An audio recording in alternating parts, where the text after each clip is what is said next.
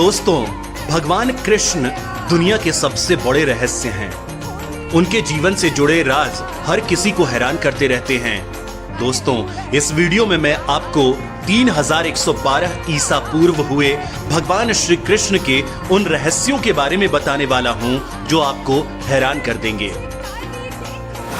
क्या नीले रंग के थे भगवान श्री कृष्ण?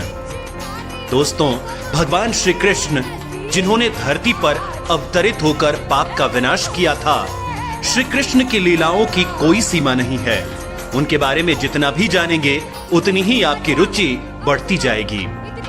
जब भी हम भगवान कृष्ण की कोई प्रतिमा या किसी चित्र को देखते हैं तो हमें यही देखने को मिलता है कि हर जगह उन्हें नीले रंग में ही दर्शाया गया है। अब सवाल यह आता है कि इस नीले रंग का रहस्य क्या है? क्यों उनके देह का रंग नीला है? हम आपको इस बारे में बताने जा रहे हैं कि आखिर भगवान कृष्ण या विष्णु का रंग नीला क्यों है। सबसे पहले तो बता दें कि कृष्ण के इस नीले रंग के पीछे कई तरह की मान्यताएं प्रचलित हैं, जिनमें से एक के अनुसार विष्णु जी का संबंध पानी से है, इसलिए उनके जितने भी अवतार हैं उनमें से लगभग सभी का रंग नीला है। जल से जब हम विष्णु जी के नीले रंग की तुलना करते हैं तो हमें जीवन के प्रति एक और नजरिया मिलता है, और वह ये कि जिस तरह पानी हर एक चीज को खुद में घोलकर भी अपना अस्तित्व बचाए रखता है, एक अन्य पौराणिक कथा में इस बात का जिक्र किया गया है कि भगवान विष्णु ने देवकी के गर्भ में 2 बाल रोपे थे। इनमें से एक का रंग काला और दूसरे का रंग सफेद था। चमत्कारिक तरीके से दोनों ही बाल रोहिणी के गर्भ में स्थानांतरित हो गए और काले रंग के बाल से श्याम वर्ण के कृष्ण का जन्म हुआ और सफेद बाल से बलराम पैदा हुए। इस नीले रंग के पीछे एक और मान्यता है, और वह ये कि प्रकृति की अधिकतर रचनाओं का रंग नीला है, जैसे समुंदर या नदी का पानी, आसमान।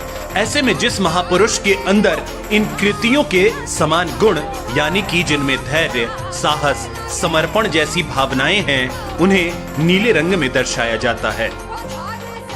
भगवान कृष्ण के भीतर ये सभी गुण मौजूद हैं और इसी के चलते उन्हें नीले रंग से दर्शाया जाता है। क्या श्री कृष्ण से जुड़ा है 786 नंबर? आमतौर पर लोग 786 नंबर को इस्लाम धर्म से जोड़कर देखते हैं। उनकी नजर में 786 का बहुत महत्व है। अधिकतर लोग इस नंबर के नोट अपने पास सहेज कर रखते हैं, तो वहीं कई लोग अपनी गाड़ियों का नंबर भी यही रखते हैं। आपको जानकर हैरानी होगी कि 786 नंबर का संबंध भगवान श्री कृष्ण से भी है। इस वीडियो में आप जानेंगे इस नंबर का कृष्ण कनेक्शन। दरअसल मुस्लिम धर्म के लोग 786 नंबर को बिस्मिल्लाह का रूप मानते हैं। कहते हैं कि अरबी या उर्दू में बिस्मिल्लाह उर रहमान उर रहीम को लिखने पर उसका योग 786 आता है। यही वजह है कि इस नंबर को इस्लाम सबसे पाक मानता है। शोधकर्ता राफेल पताई ने एक किताब में लिखी है जिसका नाम है द जिविस माइंड। इस किताब में लिखा है कि अगर हिंदी में 786 नंबर की आकृति पर गौर किया जाए तो यह बिल्कुल संस्कृत में लिखा हुआ ओम दिखाई देगा। माना जाता है कि 786 नंबर का संबंध भगवान श्री कृष्ण से भी है।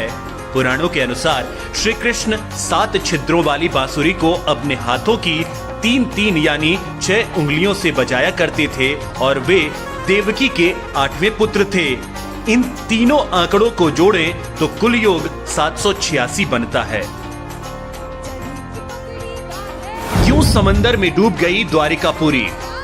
दोस्तों, भगवान श्री कृष्ण से जुड़ी तमाम कहानियां आज भी काफी प्रचलित हैं। कि श्री कृष्ण की नगरी समुद्र में कैसे डूब गई, ये एक बड़ा रहस्य है जिसे आज तक कोई नहीं समझ पाया। श्री कृष्ण ने जब मथुरा नगरी छोड़ी थी तो उन्होंने द्वारका को अपना निवास बनाया था। आज से हजारों साल पहले भगवान श्री कृष्ण ने इसे बसाया। यहीं बैठकर उन्होंने सारे देश की बागडोर अपने हाथ में संभाली, पांडवों को सहारा दिया, धर्म और अधर्म की लड़ाई में धर्म की जीत कराई। इस स्थान का धार्मिक महत्व तो है ही, रहस्य भी कम नहीं है।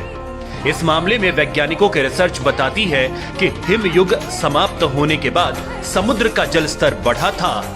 इससे दुनिया भर में कई तटवर्ती शहर समुद्र में डूब गए। द्वारिकापुरी भी उनमें से एक है। हालांकि इस थियरी को लेकर संशय बना हुआ है। दरअसल महाभारत का इतिहास 5000 साल पुराना है, जबकि हिमयुग 10,000 साल पहले समाप्त हो गया था। इस मामले में पौराणिक मान्यता है कि श्री कृष्ण ने जब मथुरा छोड़ा तब यदुवंशियों की रक्षा के लिए अपने भाई बलराम के साथ मिलकर द्वारिकापुरी की नींव रखी थी। लेकिन यदुवंश के खात्मे और श्री कृष्ण का जीवन पूर्ण होते ही द्वारिकापुरी समुद्र में समा गई। पौराणिक कहानियों के अनुसार श्री कृष्ण ने करीब 36 साल तक द्वारिका पर शासन किया। कहते हैं कि धृतराष्ट्र की पत्नी गांधारी और ऋषि दुर्वासा ने यदुवंश के नष्ट होने का श्राप दिया था।